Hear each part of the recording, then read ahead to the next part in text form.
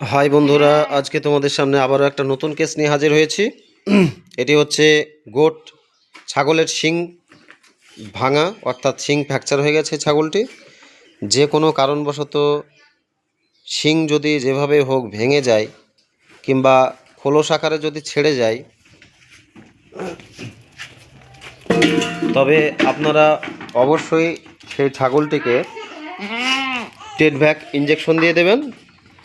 টেটেনাস injection ইন্টারমাস্কুলার 1.5 ml 0.5 ml দিয়ে দেবেন এবং 3 দিন কোনো অ্যান্টিবায়োটিক এবং অ্যানালজেসিক দিয়ে দেবেন। আর এটা অবশ্যই আপনারা নিম পাতার জল করে ড্রেসিং করে দেবেন এবং ওখানে বেটাডাইন কিংবা পভিডেন আয়োডিন যে কোনো ওয়েনমেন্ট লাগিয়ে দেবেন।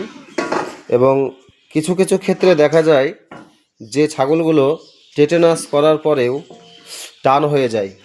তো এই ক্ষেত্রে আমি আপনাদের পরামর্শ দেব যে টানটা কী কারণে হয়। আসলে কিছু কিছু মানুষ আছে হয়তো একটা টিটেনাস করে সেই ছাগলটাকে ছেড়ে দেয় এবং সেই ক্ষেত্রে ড্রেসিং করা থাকে না এবং ওখানে পভিডেন আয়োডিন কিংবা বেটাডাইন গ্রুপের কোনো ওষুধ না দেওয়ার ফলে ওখানে ব্যাকটেরিয়া বাসা বেঁধে ফেলে এবং পরবর্তীতে ওখানে টিটেনাস জীবাণু সংক্রমণ করে সেই ছাগলটি টিটেনাস হয়ে মারা যায় এবং পরবর্তীতে কোনো অ্যান্টিবায়োটিক ওষুধ করে কিংবা অ্যানালজেসিক করে আর সুফল পাওয়া কঠিন হয়ে যায়।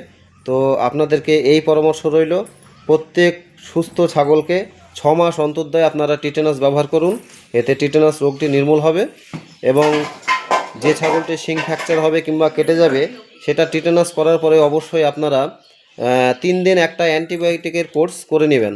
এটা আপনাদের অবশ্যই করাতে হবে, নইলে কিছু কিছু ক্ষেত্রে টিটেনাস হয়ে যাওয়ার চান্সেস থেকেই যায়। এই আশা রইল আপনাদের কাছে এবং আমার চ্যানেলটিকে লাইক, কমেন্ট, শেয়ার, সাবস্ক্রাইব করে দেবেন।